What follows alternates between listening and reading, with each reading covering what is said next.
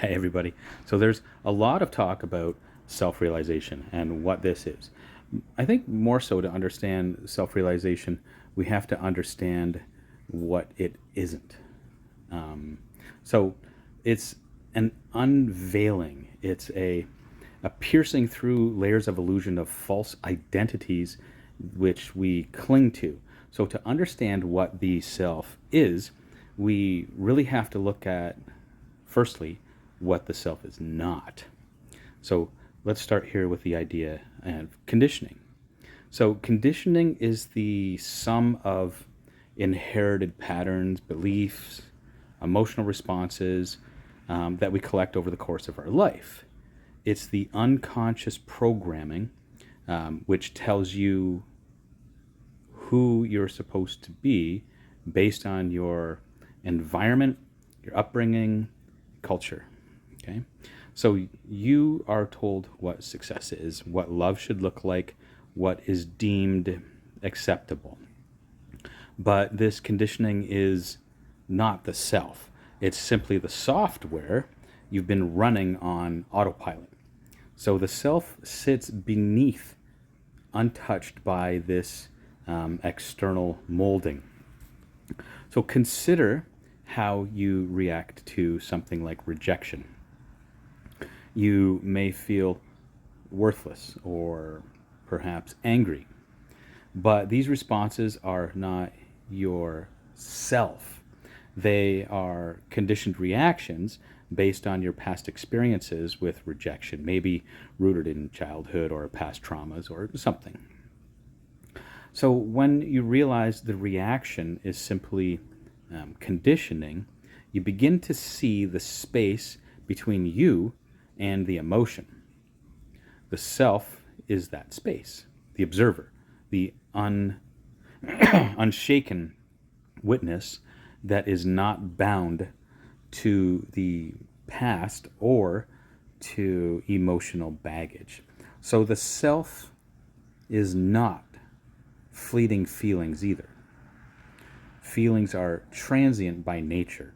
Right? We know we move through them. We don't stay sad if we're sad. It doesn't stay that way. Feelings change and alter. They're transient.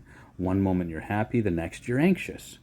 So while emotions really must be honored and not suppressed, they are not who you are. A storm in the sky doesn't change the sky itself, right? Just as anger or joy doesn't alter the true self. Your happiness, your sorrow, your anger, they all pass. They arise, they linger, and they dissolve. So the self is that which remains constant, observing each wave of emotion without being consumed by it. So this self is not the body either here. The body is a vehicle, an intricate biological machine that we operate, right? So we identify so deeply with the body, its appearance, its ailments, its capabilities, that we forget it's simply a vessel. So the body grows old, it changes, it decays. So does that change the self? Right? It doesn't. If you lose an arm, are you less of a self? Like, of course you're not, right? So the self exists independent of the flesh, undisturbed by its inevitable decay. So the self also is not thoughts. So this one can be harder to grasp because we live so much in our minds that we often mistake the mind for who we are. So thoughts constantly stream through your head, analyzing, judging, planning, criticizing. But these thoughts are nothing more than mental chatter. They are not the self. They come and go like clouds in the sky. Thoughts may point toward truth or delusion, but They are not the essence of the self. The self is that which is aware of thinking but isn't entangled in it.